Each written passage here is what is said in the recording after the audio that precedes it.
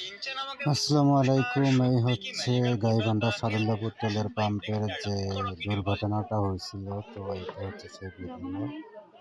অটোওয়ালা ড্রাইভারের বাড়ি হচ্ছে এটা, তো তাকে এখন ভাই দেখার জন্য আসছেন।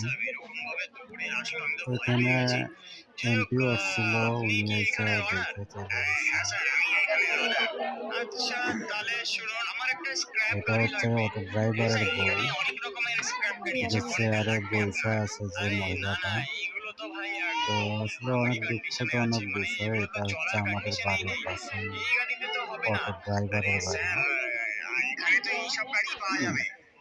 কি বলবো আর, অনেক এই প্রথম গাইবান্ধা সাদুল্লাপুরে অনেক বড় ধরনের একটা দুর্ঘটনা ঘটলো।